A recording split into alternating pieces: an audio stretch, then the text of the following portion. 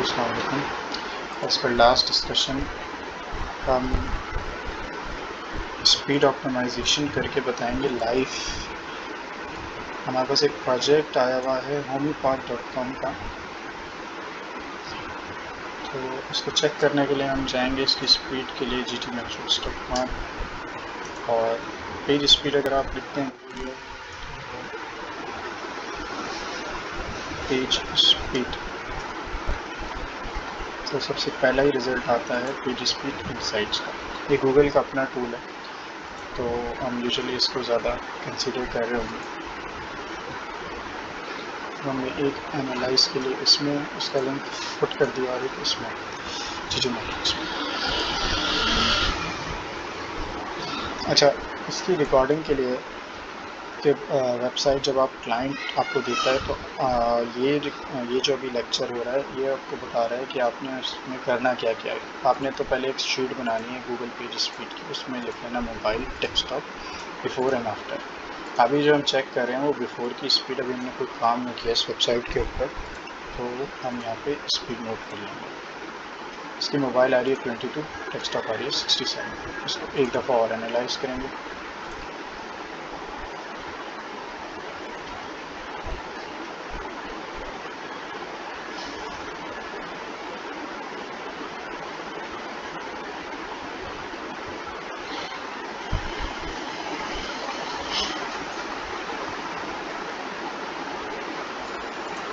ठीक है, अब इसमें आप देख रहे होंगे कि ये वैल्यूज़ चेंज हो रही है, पहले कुछ और थी अब कुछ और आ गई है।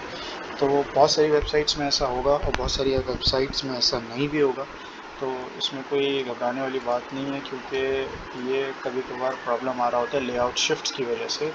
अगर बहुत ज़्यादा उसके अंदर लेआउट शिफ्ट है या कोई और प्रॉब्लम है तो ये पॉज कर रहा होता है, वेरी कर रहा होता है, कभी कभार होस्टिंग का भी इशू होता है। तो अभी हम इसको नोट कर लेते हैं। 35 मोबाइल स्पीड है और 67 डेस्कटॉप स्पीड है। 35 मोबाइल है और डेस्कटॉप है 67। हम यहाँ पे एक और टैब ले लेंगे, यहाँ पे लिख लेंगे बिफोर, ठीक है। और पेज स्पीड इनसाइट से हमने प्लगइन किया हुआ यहाँ से लाइट शॉट, इधर नज़र नहीं आएगा, वो एक्टिवेटेड है, आप डाल सकते हैं लाइट शॉट को एक्टिवेट कर सकते हैं। प्रिंट स्क्रीन अगर मैं करूँगा तो ये मुझे परमिशन देता है कि मैं इसको ओवरऑल यहाँ से कनेक्ट करूँ। ठीक हो गया। मैं पूरा स्क्रीनशॉट इसलिए ले रहा हूँ कि ये देखें इसमें डेस्कटॉप क्लियरली अंडरलाइन हुआ नज़र आ रहा है। मैं यहाँ से कर लूँगा इसको कॉपी और शीट में जाकर देखो लाइट शॉट लिखा हुआ है, क्लिपबोर्ड कॉपी होगी, तो मैं यहाँ पर पेस्ट। ये एज एन प्रूफ मैं सारा कुछ जमा कर रहा हूँ कि पहले इसकी कितनी स्पीड थी और मेरी वर्किंग के बाद इसकी स्पीड कितनी हो गई। मैं दोबारा प्रिंट स्क्रीन दबाता हूँ और यहाँ से एक स्क्रीनशॉट लेता हूँ। अब ये मोबाइल का टैब इसमें अंडरलाइंड है और 35 स्पीड आ रही है। मैं यहाँ से कॉपी करूँगा और अगर मुझे और डिटेल चाहिए तो मैं यहाँ लिख भी दूँगा कि स्टॉप है,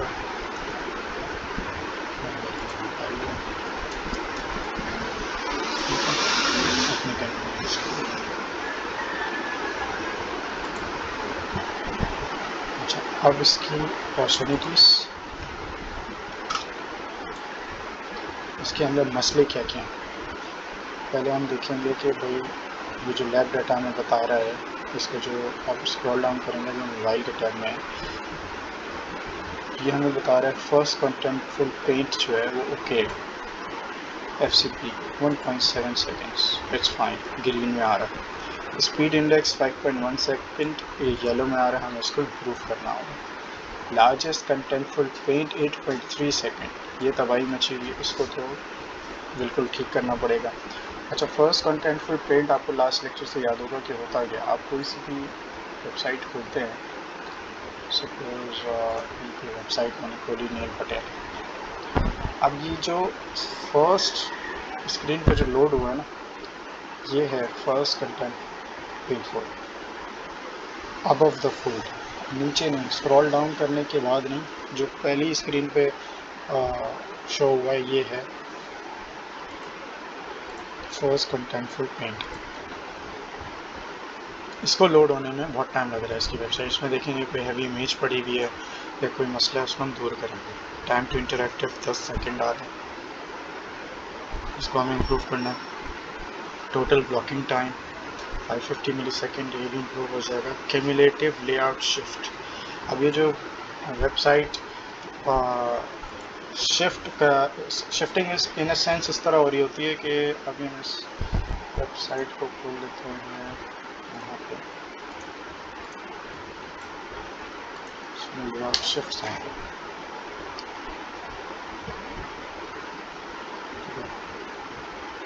दोनों चीज़ें होता क्या है लेआउट शिफ्ट में कि मैं जब स्क्रॉल कर रहा हूँ तो ये चीज़ हो सकता है अपनी जगह पे ना टिक रही हो, आगे पीछे हो रही हो, इस तरह से लेआउट में मसले आ रहे होते हैं। आप कंट्रोल बस यू करूँगा मैं और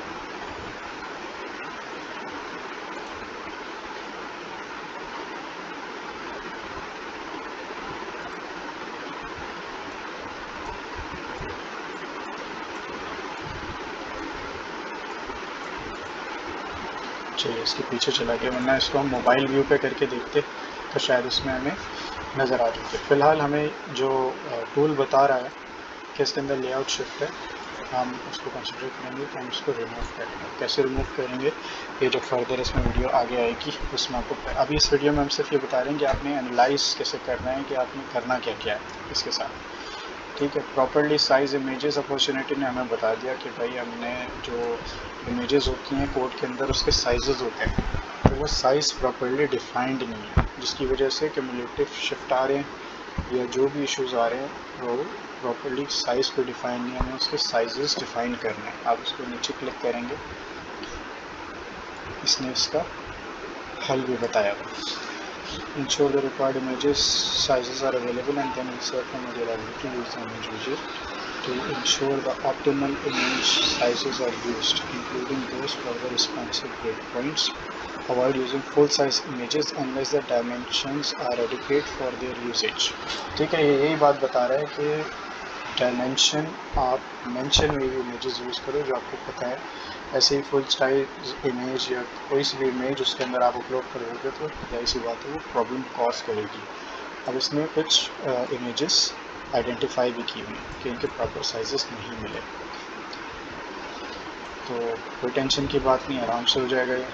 सर्व images in next gen format, अब नेक्स्ट जेन फॉर्मेट के WebP, अब ये image formats like WebP and AVIF often provide better compression than PNG and JPEG। अब इस वेबसाइट के अंदर PNG और JPEG के JPG के फॉर्मेट पे डली हुई हैं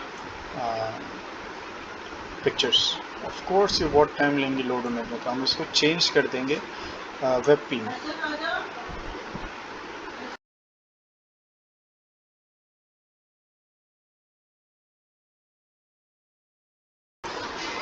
तो WebP के जो है हम उसका फॉर्मेट चेंज करते हैं, वो कैसे करेंगे, हम प्लगइन लगा के करेंगे, बहुत सिंपल सा काम है। ये हमने पकड़ लिया कि भाई हमें इसके अंदर इमेज ऑप्टिमाइजेशन करनी है, उसके फॉर्मेट चेंज करना है। अब नीचे आ जाते हैं रिड्यूस अनयूज जावास्क्रिप्ट। अब क्या होता है कि जावास्क्रिप्ट आपको पता है कि मेकअप होता है वेबसाइट का। अब एक पेज पे जावास्क्रिप्ट यूज़ हो रही है, अब वो पूरी वेबसाइट की जावास्क्रिप्ट लोड करे तो ये तो गलत हो जाएगा ना, कि बहुत टाइम लगेगा उसको लोड होने में। तो हम इसको इम्प्रूव करेंगे कि एक पेज के लिए उतनी ही जावास्क्रिप्ट लोड हो जितनी उसको रिक्वायर्ड है, या रिक्वायर्ड नहीं है तो ना लोड हो। तो अब ये भी यही बात कह रहा होगा, कंसिडर रिड्यूसिंग और switching the number of WordPress plugin loading and use JavaScript to your page. अब एक पेज पे वो तो पूरी जावास्क्रिप्ट यूज़ नहीं हो रही, तो हम उसको क्यों फजूल में पूरा लोड होना है, हम उसको रोकेंगे। और वो किस तरह होगा तो हम देखेंगे जब इसको ऑप्टिमाइज़ करेंगे वेबसाइट को।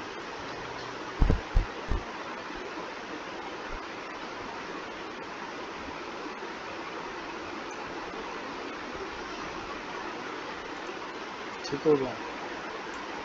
रिड्यूस अनयूज CSS, ये जावास्क्रिप्ट की तरह ये भी है कि हम इसको जो अनयूज CSS है उस पेज के हवाले से हम इसको एलिमिनेट करेंगे। डुप्लीकेशन हटाएंगे, कभी कभार डुप्लीकेशन हो जाती है, दो कंटेंट प्लगइन लगा रहे होते हैं। ऑफकोर्स प्लगइन्स में तो ये होता है कि वो डुप्लीकेशन को रोकते हैं, लेकिन कभी कभार क्या होता है कि वो एंटर हो जाता है या कुछ प्रॉब्लम कर रहे होते हैं, आपस में डुप्लीकेशन हो जाती है, वो भी स्लो हो जाती है website. Minify JavaScript, a number of WordPress plugins can speed up your website by concentrating, unifying and compressing your scripts. You may also want to build a process to do this unification up front as possible. और इसमें कुछ identification भी की हुई है, potential saving बता दी कि कितने की आई हुई होगी। अच्छा, अब ये आपकी हो गई अपॉर्चुनिटीज़ के सेक्शन में, आपको पता चल गया कि आपने क्या क्या कर सकते हैं। डायग्नोस्टिक पर ये बता रहा है कि does not use specific listener to improve scrolling performance.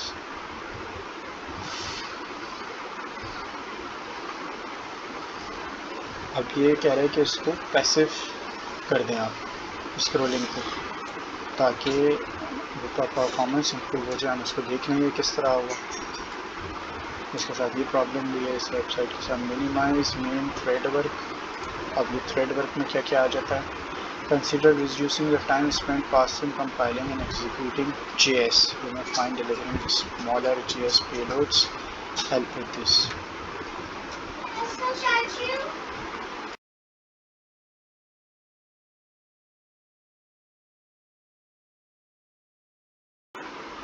Style and layout, script evaluation, other rendering, script parsing and compilation, parse HTML and CSS, garbage collection. अब ये सारे मिली सेकेंड्स को आप टोटल करेंगे तो अच्छा खासा ये टाइम बन रहा है 4.1 सेकेंड्स का। तो इसको भी हमने जो है ऑप्टिमाइज़ करना है कि ये जो पार्सिंग में इतना ज़्यादा टाइम लग रहा है, तो इसको हम किस तरह से ऑप्टिमाइज़ करेंगे तो भी देखेंगे। Serve static asset an efficient cache policy, हम इसकी कैशिंग इनेबल्ड करेंगे कि ब्राउज़र कैशिंग होती क्या है कि आपका जो पेज लोड होता है और वो अगर कैश नहीं हो रहा है और उसको दोबारा से या जल्दी उसकी कैश उड़ जाती है, तो हम इस इशू को रिजॉल्व करेंगे थ्रू अ प्लगइन, ताकि ये मसला भी हल हो जाए कि आपका पेज देर से लोड ना हो। रिड्यूस जावा स्क्रिप्ट एग्जीक्यूशन टाइम, ये 1.3 सेकेंड, तो इसी का आ रहा है। अब ये देखिए, इसमें वही बात आ रही है, time spend parsing, compiling and executing Java script. You may find delivering smaller JS payload help with this. अब ये बात हमने ऊपर भी देखी थी कि जो उसकी पार्सिंग, कंपाइलिंग एंड एग्जीक्यूशन का टाइम है उसको इम्प्रूव करें। अब आप इसको देखेंगे तो ये सारा मिलकर 1.3 सेकेंड यहाँ पे आ रहा है।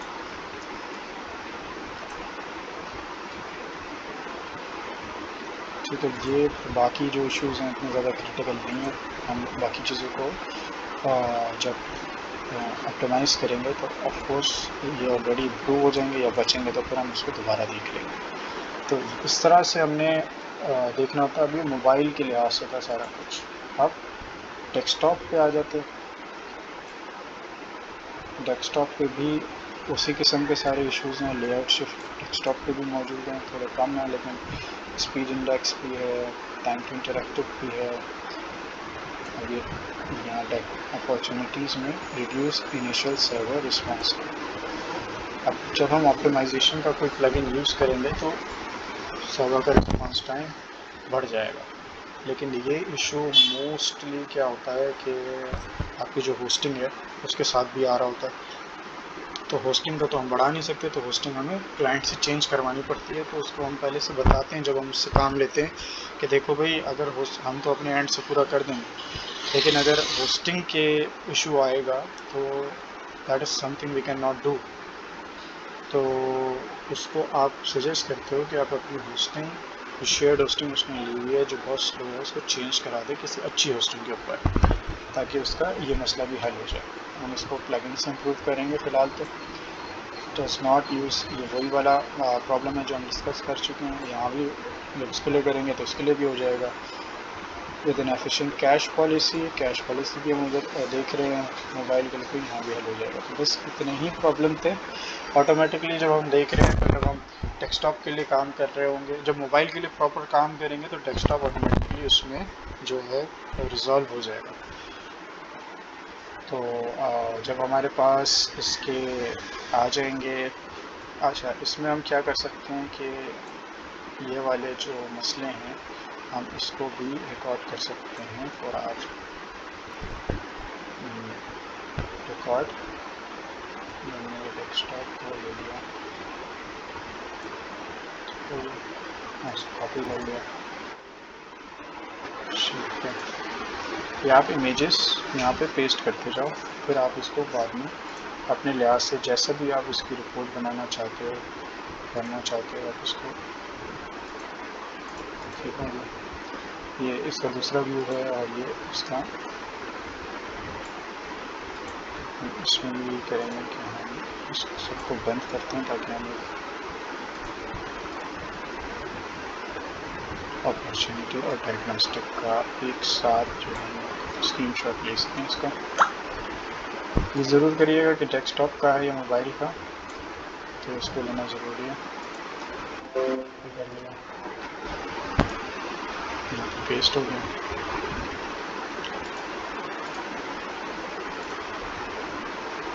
और हम जाने मोबाइल में, ये आ गया आपका लैब डेटा और प्रिंट स्क्रीन।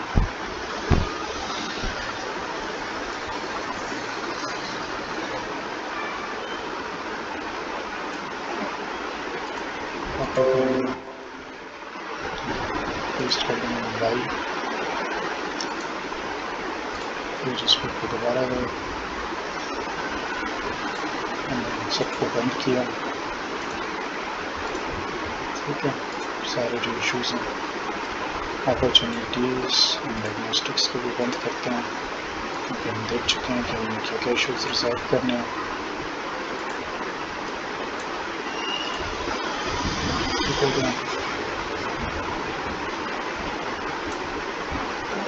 अब हम इसको ये स्क्रीनशॉट कर लेंगे यहाँ से लेके यहाँ तक, हमारे ज़्यादा देखो ये जहाँ तक ये आपको बता रहा है ना येलो और रेड, वो ज़्यादा इश्यूज़ हैं। अब मैं इसको छोड़ा हूँ ग्रे एरिया को, ये इश्यूज़ हैं जो हम देख रहे होंगे। सबसे पहले कॉपी करके हमने लगा दिया।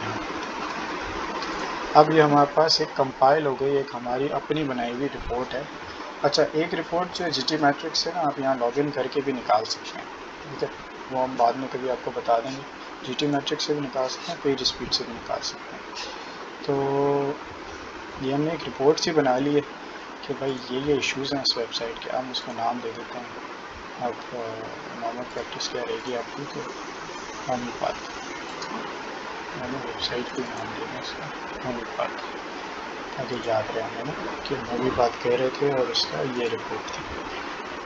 अब इस सारे प्रोसेस में देखें, टाइम इज़ मनी। आप किसी को एनालाइज करके भी दे रहे हैं तो नॉर्मली ये फ्री ऑफ कॉस्ट होता है कि एनालाइज आपने किया है, प्रॉपरली उसको देखा है, तभी आप उसको कोटेशन दे पाओगे कि ये काम मैं इतने का करके दूंगा। अब आप देखें कि 18 मिनट मुझे लग गए हैं। अभी ये वीडियो सेशन मैंने सिर्फ उसको खोला है और वेबसाइट को एनालाइज किया। तो ये सारा कुछ करने में हार्डली, मतलब बहुत ज़्यादा आप स्पीड में भी काम कर रहे होंगे उसमें, तो 15 मिनट तो लग जाने इसके अंदर, इस काम को प्रॉपरली देखते हुए एनालाइज करते हुए। तो अब हम ये देखेंगे कि हमने एनालाइज कर लिया, रिपोर्ट बना ली। अब हम क्लाइंट को कोट करेंगे, ये काम हम उसको बताएंगे कि भाई हम कर सकते हैं और इतने पैसे इसके लगेंगे। तो जैसे ही हमारे पास क्रीडेंशियल्स आते हैं तो नेक्स्ट लेक्चर में इसको अपलोड करता हूँ कि हम इसको जो है ऑप्टिमाइज़ कैसे करेंगे, किस तरह से।